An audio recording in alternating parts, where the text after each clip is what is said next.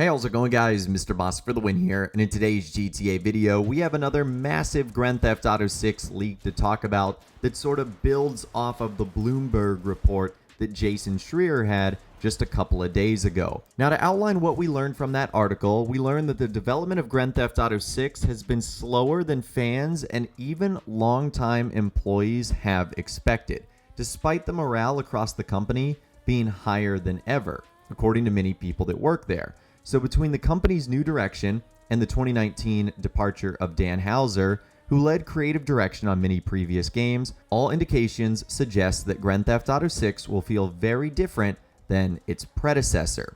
We also learned about our potential main character/characters. The article goes on to say the game will feature a playable female protagonist for the first time, according to people familiar with the matter. The woman is Latina and will be one of a pair of leading characters in a story influenced by the bank robbers Bonnie and Clyde.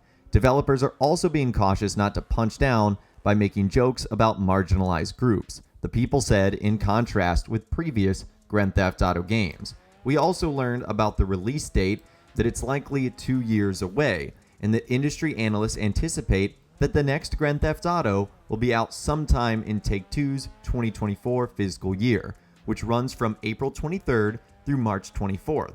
But developers are skeptical. The game has been in development in some form since 2014, and although there are loose schedules in place, people interviewed for this article said they didn't know any firm release date and that they expect the game to be at least 2 years away. And earlier this year, a group of designers who quit Rockstar's Edinburgh office told colleagues they were sick of the lack of progress on the title. And we also know a little bit about where the game was supposed to take place, that Rockstar wanted to include large portions of North and South America, but it had to be reeled in. Talking about original plans for the title, which was codenamed Project Americas, was for it to be bigger than any Grand Theft Auto game to date. Earlier designs called for the inclusion of territories modeled after large areas of North and South America, according to people familiar with the plans. And now we know it's going to take place in a fictionalized Miami, aka Vice City, that the game's new map is now focused on a fictional version of Miami and its surrounding areas. Rockstar's plan is to continually update the game over time, adding new missions and cities on a regular basis, which leadership hopes will lead to less crunch during the game's final months. Still, the game would remain large with more interior locations than previous Grand Theft Auto games, which also impacts the timeline. So now that you know all that, we can add on to that incredibly massive leak. And this comes from Steven Totillo of Axios Gaming. He's pretty reputable and has been right on several Rockstar Games information in the past. This is what he had to say regarding Rockstar and its efforts to clean up its workplace and also the impact on Grand Theft Auto 6. He added on, "It's an ambitious project, but with a scaled down scope for launch." That tracks with information shared by a source with Axios Gaming, who said an earlier plan had called for 4 protagonists and 3 cities. Alright, so let's talk about that. So it looks like Rockstar has basically scaled everything down that they originally planned for with GTA 6 by about 50%. I mean, if you think about it, let's just start with the 4 protagonists. Now it is expected to feature 2 playable protagonists. 1 male, 1 female, making up the story of Bonnie and Clyde. I think we're going to dive into their story in a future video because there's a lot of people who don't know about Bonnie and Clyde, and this could give us a good idea on what the story might be like in GTA 6. But if you think about it, going from 4 to 2, that's a big jump. And if we had stuck with 4, that would have obviously been the most amount of protagonists we'd had in a Grand Theft Auto game. Grand Theft Auto 5 having 3 protagonists with Michael, Trevor, and Franklin. You could even call Grand Theft Auto 4 having 3 protagonists with Nico Bellic, Luis Lopez, and then Johnny Klebitz. So 4 would have been a big jump up, but that also might have been a little bit watered down.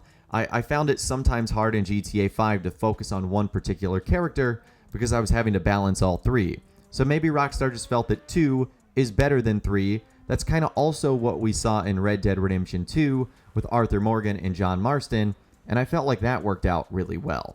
So 2 protagonists it looks like it's going to be, but 4 was the original plan. And we're getting information that one of them is going to be a Latino female. And of the information we've received, one of them is a Latina female. So it makes you wonder if there was 4 protagonists, were there going to be multiple females, 2 or 3 with only one dude, or maybe it was just going to be the one girl, 3 guys. We don't know, but it looks like there was originally plans for 4 protagonists. And it also looks like they bumped down the amount of cities too. The original plan was to have 3 cities.